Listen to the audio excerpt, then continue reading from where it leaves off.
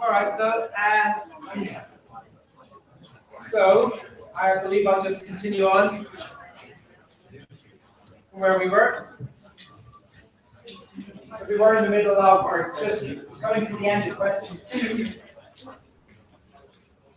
But before I forget, the deadline for selecting the project choices, be they main maths project or the mini projects, has been extended by a couple of days to Wednesday. And so if you haven't yet gone on and selected your preference list of projects, please do so. So you've got an extra bit of time to do it until Wednesday. And also the main MMU online unit selection tool as well. Okay then. So I guess we'll just progress the same way. I'll continue going through these questions. Does any particular queries or anything you'd like me to clarify at all, please do stop me as we go along. So we have done parts A, B, and C, question 2. The scans of my workings for those are up in the comments on YouTube, the videos, as normal.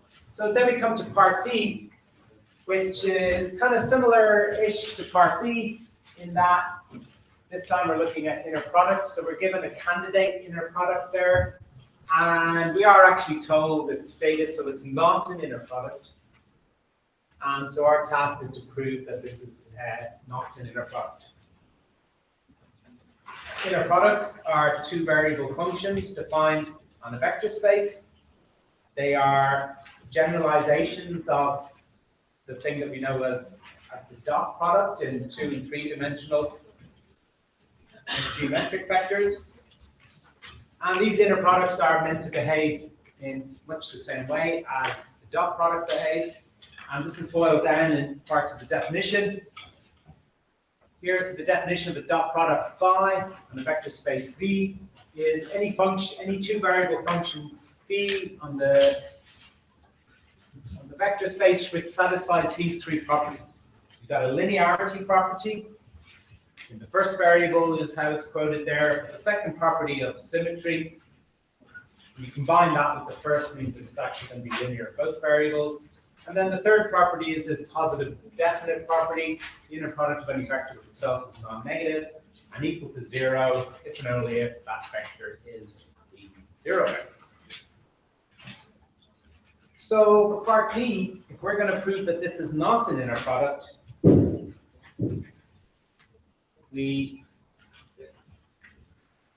how are we going to do that? We will exhibit a counterexample to one of the 3 properties,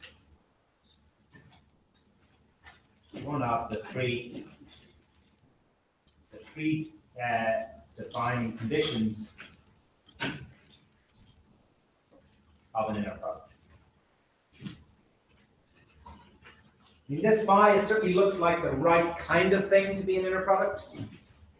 It's a function, the 2-variable function on the vector space of matrices of 2x2 matrices with real entries.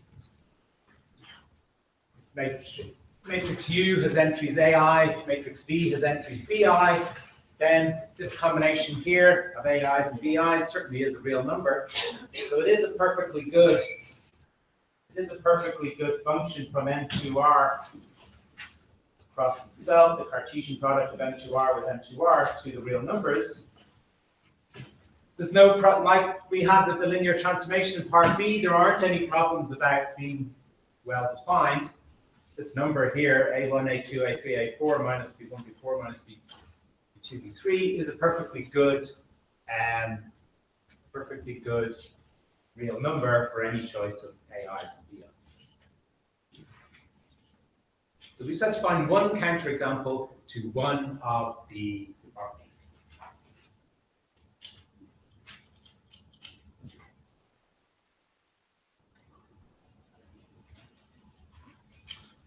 Any suggestions?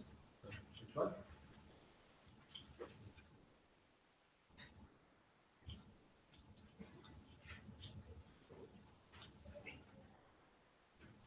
Does that look, I mean, you might ask, does that look very symmetric? Is it if it's symmetric, then 5UV has to be the same as 5VU all of the time for every choice of U and V. Is it treating the vector U, the matrix U, in the same way as it treats the matrix V?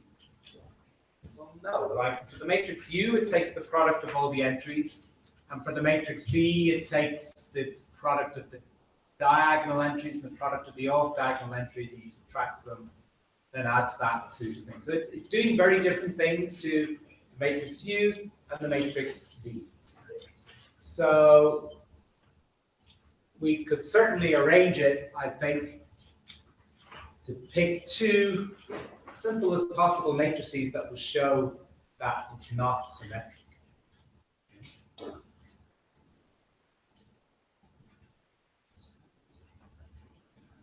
The definition of phi looks quite unsymmetric. Is that the word? Non-symmetric? Non-symmetric. Looks quite non-symmetric in how it treats U and V, the definition of phi of U and V. So let's just try and choose simple enough simple enough matrices that will show up that difference.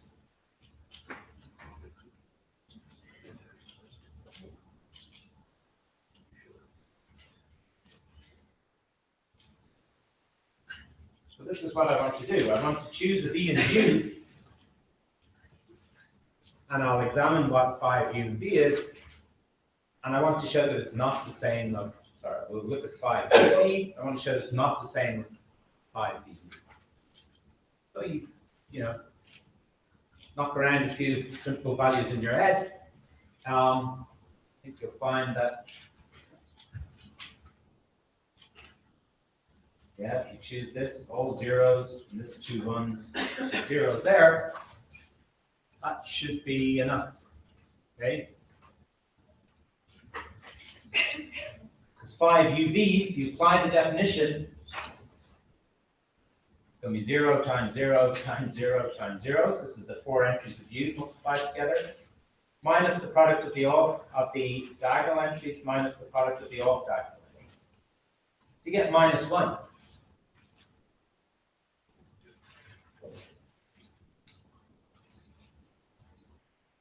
So what is 5VU?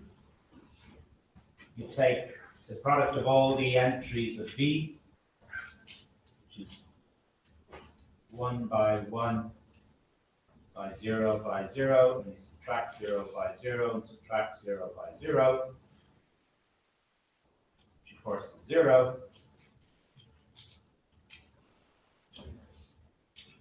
Yeah, minus 1 is not 0. So 5UV, 5VU, they're not the same. That's a counterexample that shows that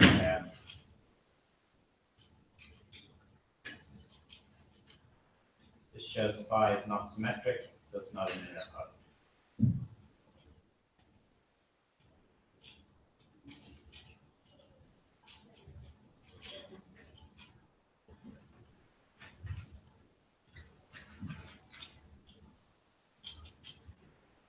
Yep, okay.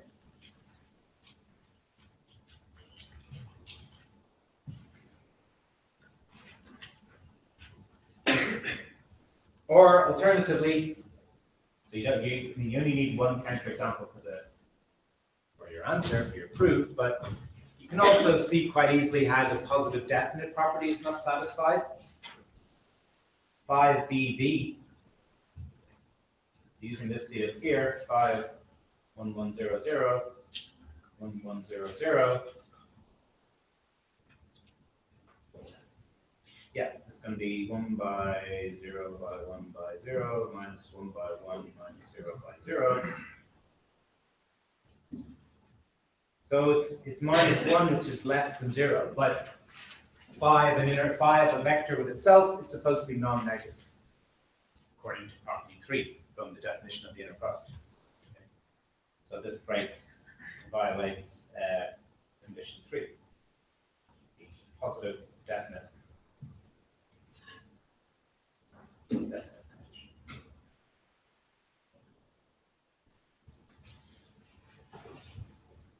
So it's not interval. But you'd only need one of those counterexamples to prove it. Okay, any questions or queries on that?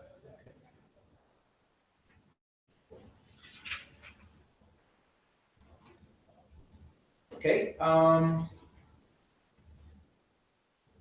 that's the end of question 2. Second compulsory question.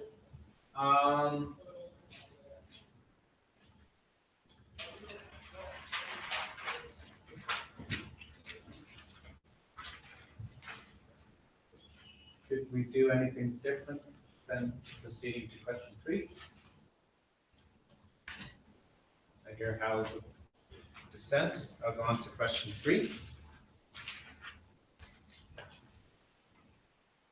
Question 3 is based fairly squarely, or not, on Green's theorem.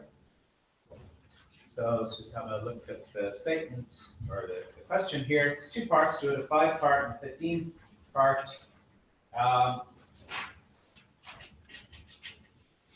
So 3 part A, it gives us Green's theorem in some sense. So Green's theorem says that C is the boundary curve of the region R, and the following equation holds.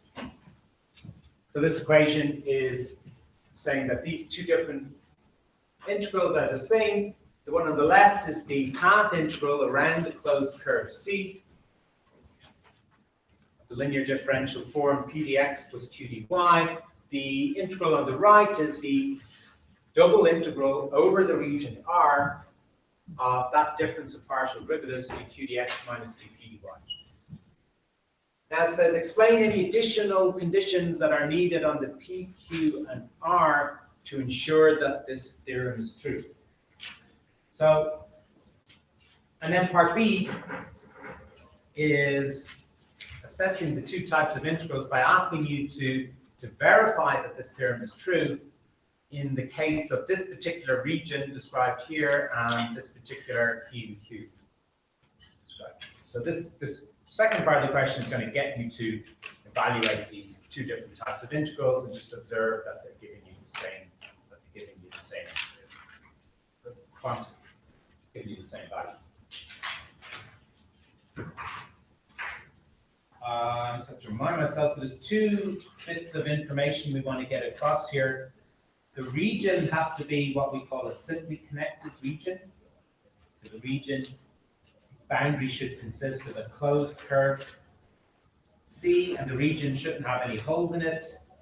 And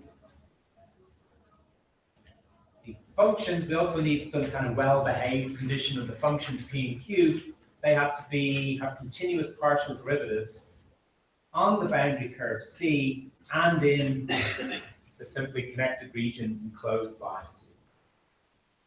So let's show how to describe those conditions. So this is question 3a. So firstly, the region R must be what's known as simply connected, i.e. consists of one connected piece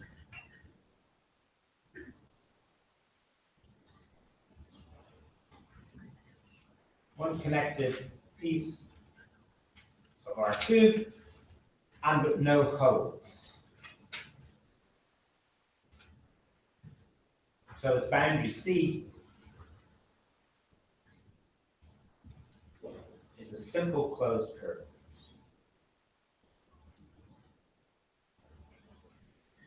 Simple closed curve meaning no self-intersections.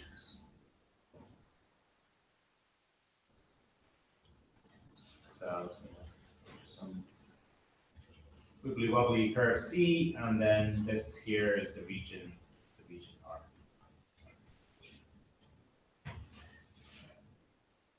The functions P and Q should have continuous partial derivatives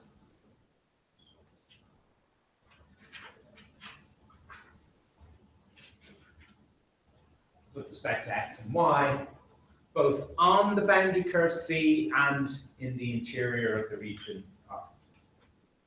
On C and within the region R.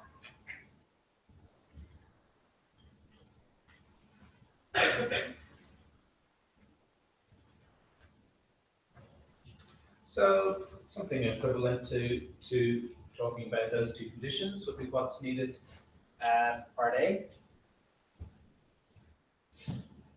And part B is the kind of calculation type part.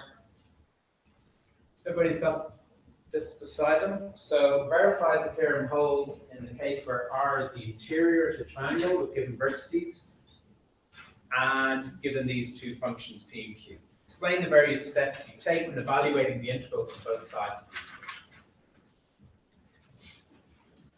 Okay, so to proceed with this, I would begin, just so we have a clear picture of what's going on, begin with a nice sketch of the region. So the origin 1, 1, and 1, 2. So we've got points at the origin. 1, 1 we have here, and 1, 2 we have here. This is the origin 0, 1, 2.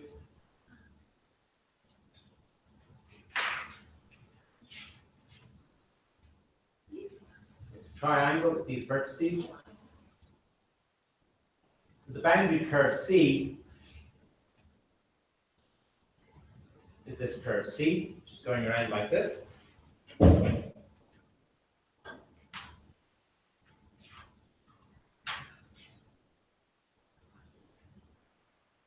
C is the triangle in the middle.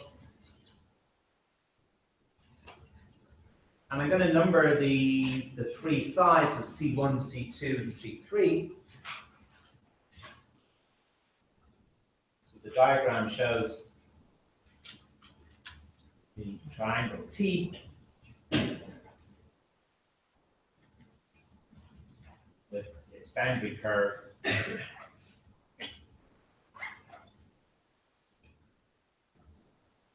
C, which consists of C1 plus C2 plus C3.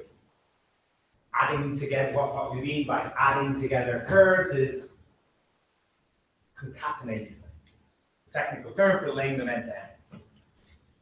Okay, so curve C is the whole boundary of the triangle. C1 plus C2.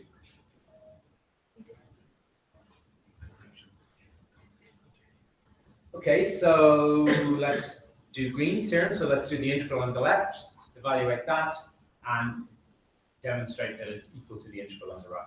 Okay. So Pxy is our function x plus y. Q xy is our function 3xy. So let's look at the left-hand side of Green's theorem. So it's the closed integral along C of P dx plus Q dy.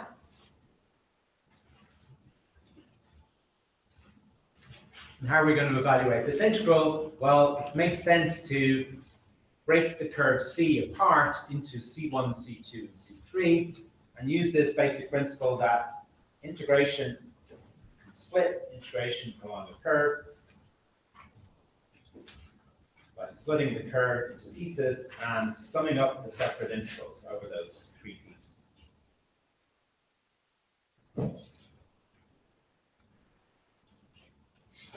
Okay, so this is using the fact that C is C1 plus C2 plus C3. And we're going to treat each of these three integrals separately because they're integrals along three different curves. Okay, so maybe I can fit in here is the descriptions of specifications of curves C1, C2, and C3. So curve C1 You like to look at the behavior and relationship between the two variables x and y on each of these components of the boundary curve C. So with C1, it's true that x is always fixed at the value 1. So therefore, the differential dx is 0, and the variable y starts at 1 and proceeds to 2. Okay. Pretty much the description of what's going on with x and y on C1. For C2, okay, both x and y are changing, but there's a linear relationship between them. So this is a slope 2, so it's going to be y equals 2x. Okay, it's the line of slope 2 from the origin to the point 1, 2, so it's y equals 2x. But to get the orientation of it right, the direction of it right, so let's describe this in terms of x. X is beginning at 1 and descending to 0. Okay, that describes what's happening on C2. And then C3, oh, and of course, if y is equal to 2x, then dy is equal to 2dx. Yeah, we want the relationship between the differentials as well. And on C3, the relationship is simpler still. It's just x equals y, so dx is equal to dy, and just one of the variables would say x again. X begins at 0 and increases to 1.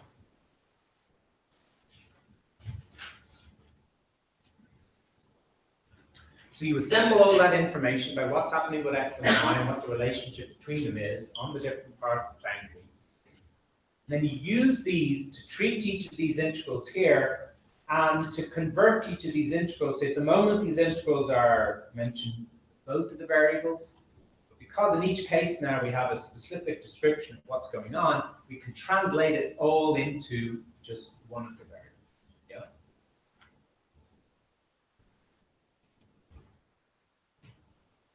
Any questions just on that preparation?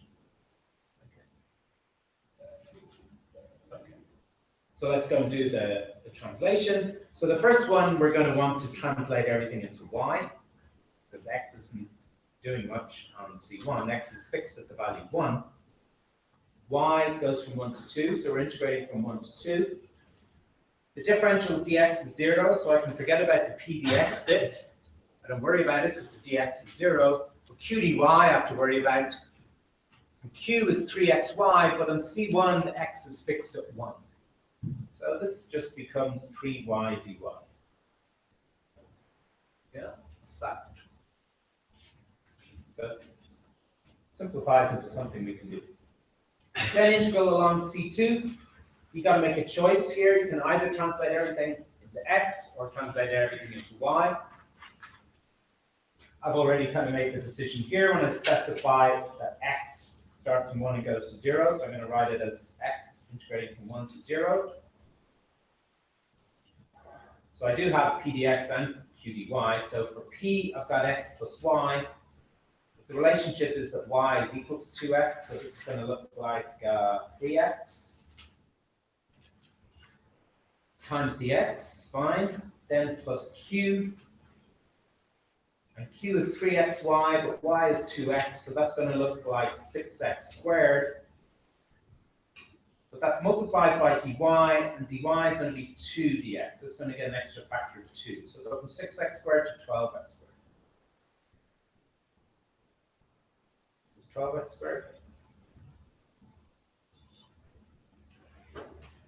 dx. Did I do that right? Okay, seems okay. And then lastly, C3. X goes from 0 to 1. Okay, this translation is easier. You just replace all the y's with x's.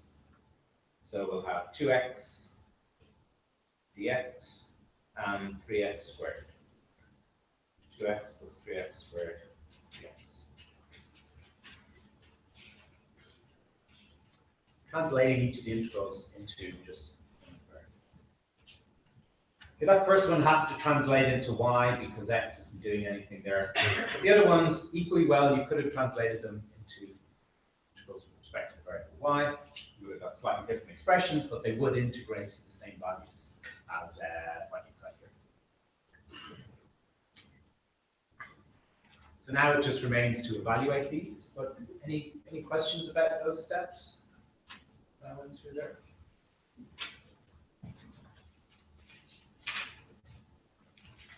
Okay, so I mean, if I go wrong anywhere, integral of 3y is here with 2y squared, evaluated at 1 and 2. And with 3x squared over 2 plus 4x cubed, evaluated at 0.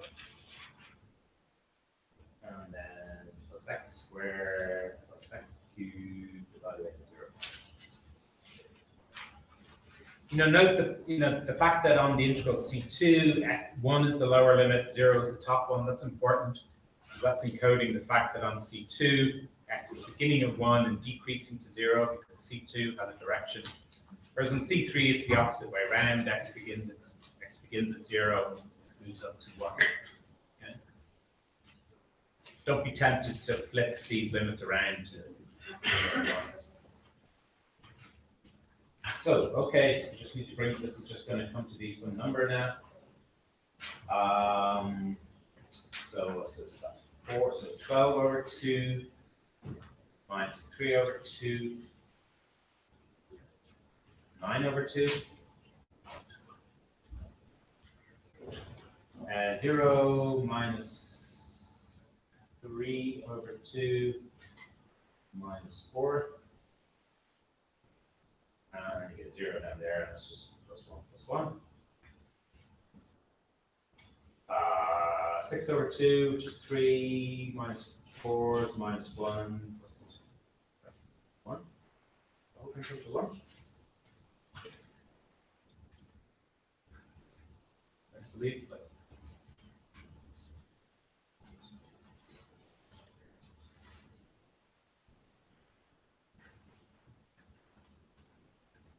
Seem okay? Yeah? No, I think that's. Everybody okay with that?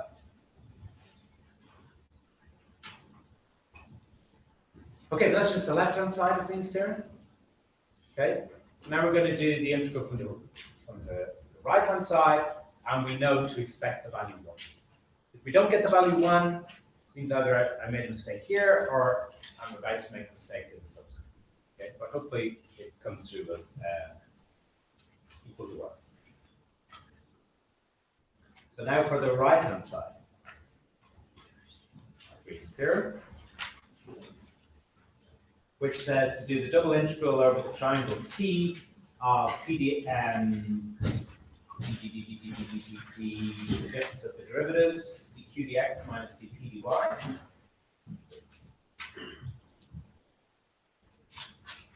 Dx dy. So this is the double integral over T. Let's just figure out what the integrand is. dq dx. This is 3y. dp dy is 1, so 3y minus 1 dx dy.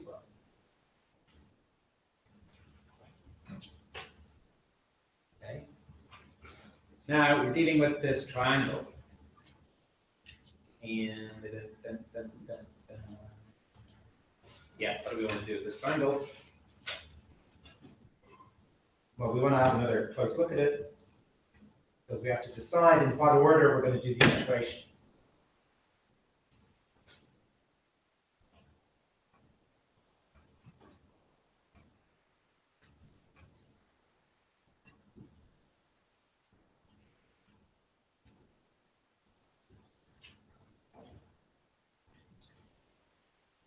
And we got a choice here. We can either integrate this with x as the inner integral, so integrate it like this, dx dy, or we can make y be the integral, integrated dy dx. And it might work out slightly easier one way or the other. If we make y the inner integral, sorry, if we make y the outer integral, as it's specified here, we're going to have to integrate for y from 0 to 2. So you have to integrate across the y values from 0 up to 2 in order to capture that region. But for a generic y value, you want to integrate from x, strip along x, starting at this value, going to this value. But the problem is you've got two different types of behavior. For low values of y, your x integral begins on this line here and proceeds up to this line here. But for high values of y, for values of y past 1, okay, the x integral still begins on this left-hand edge of the triangle, but now it always stops at x equals 1. No longer stopping on the line y equals x. So we got this double nature for what's happening with x in terms of y. So we need to split apart the integral into separately integrating y from 0 to 1, one integral, and then another one integrating y from 1 to 2. Maybe we can proceed easier if we reverse the order of integration. If we make x the outer integral, then we'll have to integrate from x equals 0 to x equals 1 to capture the region, because that's where it's located, between x equals 0 and x equals 1. And for a typical value of x, we'll want to integrate along this vertical strip of y values. But if you sketch the different vertical strips, you see they always have the same nature. They're always starting on the line. They always start at the y coordinate of the point on the line x equals y, and they finish at the y coordinate of the point at the same x value, but the point on the line y equals 2x. So it's the one type of vertical strip happening across all the values of x in the relevant range. So it would appear easier to make this double integral over t with respect to y on the inside and x on the outside. And turn it into this nested pair of integrals here. Now I can decide on the limits. Once we've made that decision, then we work from the outside in. So what are the limits for the x variable? Well, as we've said, we need to integrate from x from 0 to 1. So that's where the region is, between x equals 0 and x equals 1. And it's the outer integral x that supplies x values to the inner integral y. But for this particular value of x, for a particular value of x, you want to begin the y integral at the point x and proceed upwards until you hit the point 2x. Okay, because y is the height of, x is the height of the lower point on this vertical red strip, and 2x is the height of the top point on the vertical strip. Okay, so it's going between the lines y equals x and y equals 2x.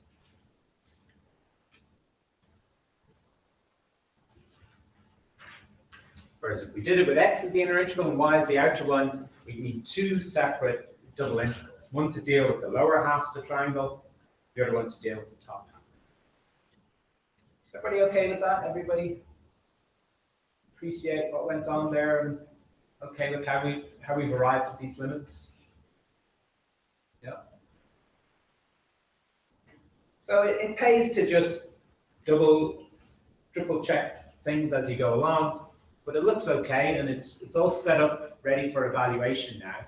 And you evaluate these things from the inside out. So you perform the inner integral. This inner integral is going to turn into an expression involving x, some kind of polynomial involving x. Then we can integrate that with respect to x, and we'll get some numerical quantity, hopefully the value 1, which we're expecting to get. So we leave the outer integral with respect to x alone. And we perform the inner integral with respect to y.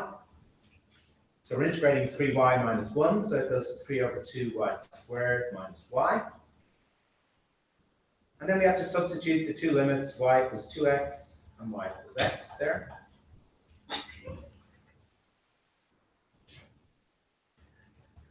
Okay, so let's go ahead and do that. So you put in 2x here. You're going to get 4x squared there, so 12x squared over 2, of course, multiplied by 6x squared, 12x squared over 2, minus 2x. And then you subtract the evaluation, putting in y equals x. 3 over 2x squared minus x dx. So let's see what we have. So 6x squared minus 3 over 2x squared. 12 minus 3 is 9 over 2x squared. Here to be. Minus 2x minus minus x is plus x, so it's a minus x. Yes.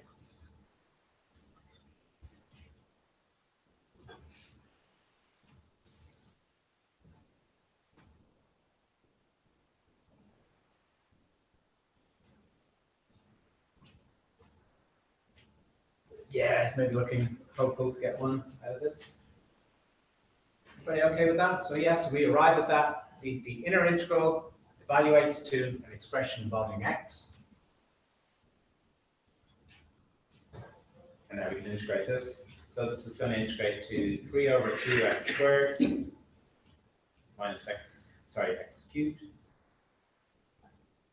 minus x squared over 2, evaluated at 0 and 1. So evaluated at 1, you get 3 over 2 minus 1 over 2, 2 over 2, 1. As expected.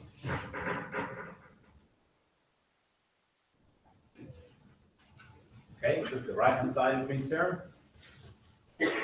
So this verifies Green's theorem.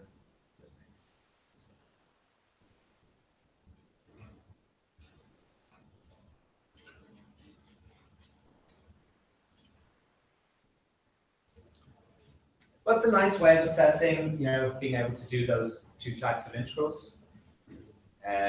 Handle any kind of partial differentiation or integrals that arise along the way.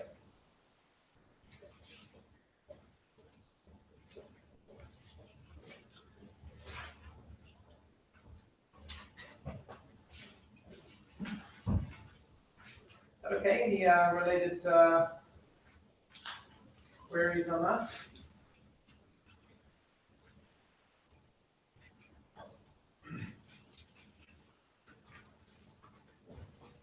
Okay, maybe I can get the first part of question 4 done.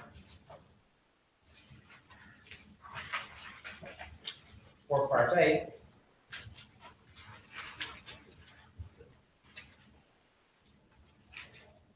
Okay, this is leading into a question on the Laplace transform.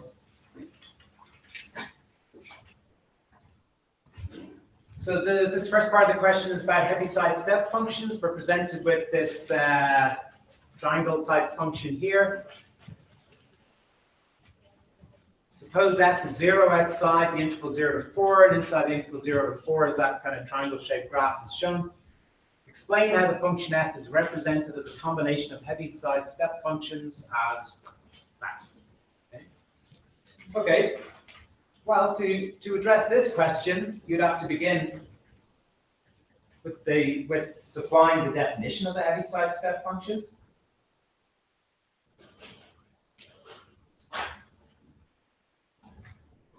So the Heaviside step function h of t is defined as,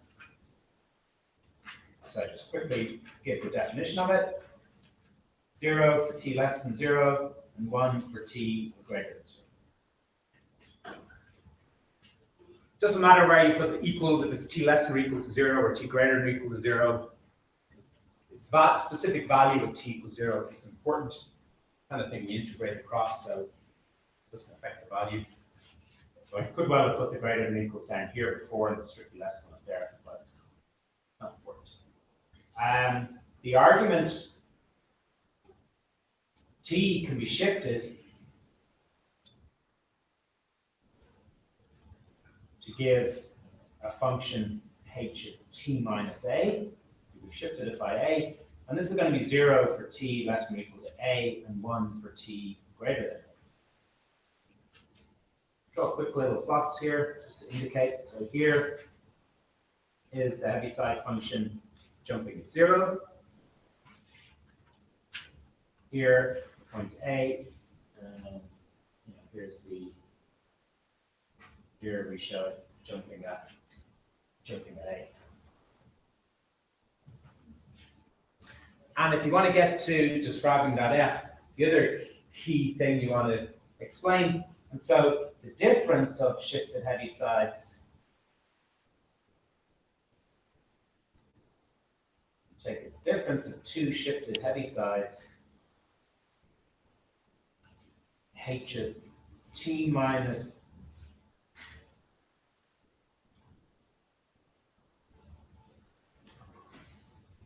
H of T minus A minus H of T minus B. If I assume that A is less than B, this is going to be 0. Well, it's going to be 1 for A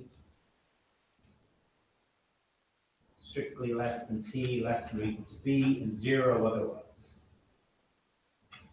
This is the nice graph. Got A here, B here, equal to 1 on that interval, 0 everywhere else.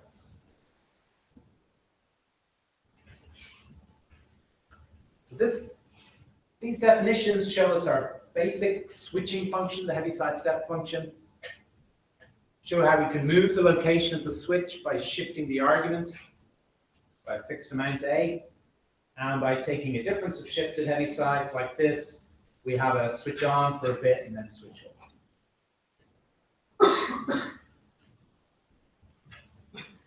So the function f from the question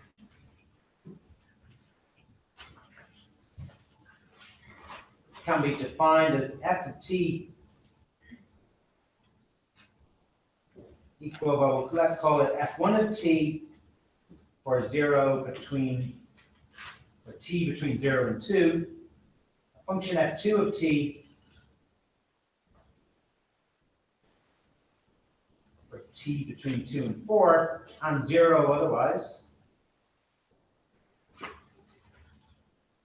So f1 is going to be this rising part of the triangle, and f2 is this the decreasing side.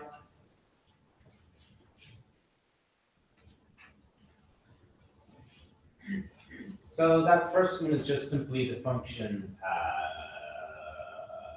t, isn't it? It's just the line of slope 1.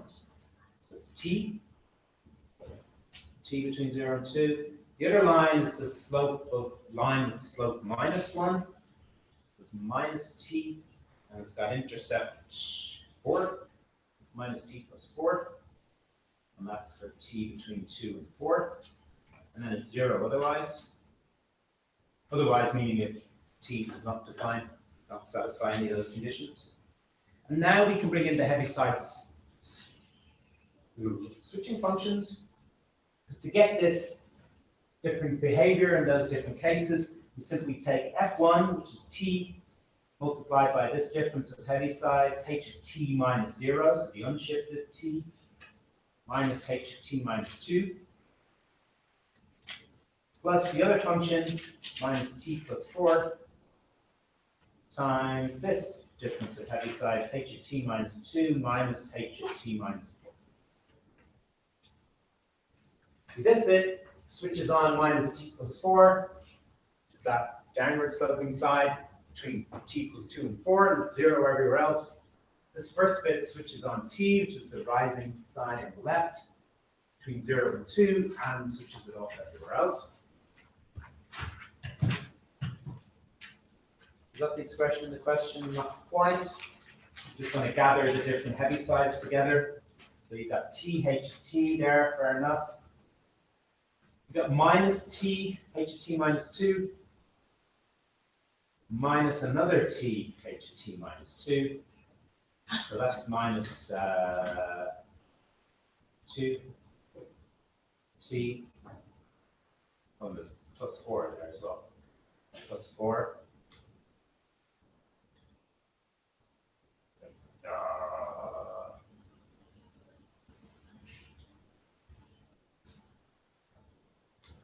T minus 2, and then the h of t minus 4 is this bit here. It's minus t plus 4. What's minus sign? Minus. And that just maybe finally tidies up those th and t. This we bring out 2, yeah, minus 2 times t minus 2, h of t minus 2, and that minus sign there gives us plus t minus 4 to h of t minus 4.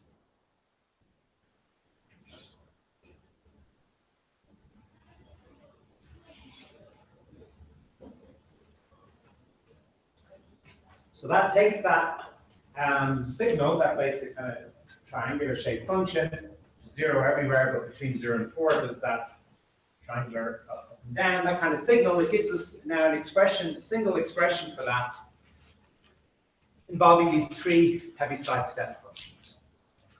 And in part C, that same function f is going to be the right-hand side of an ODE, which is going to ask us to solve using the Laplace transform technique. So we can use this representation of that as that combination of Heavisides, because we know how to take the Laplace transform of the Heaviside step function and feed that into our process for solving the ODE in parts. Okay, so we can reconnect with that next time. I'll see you.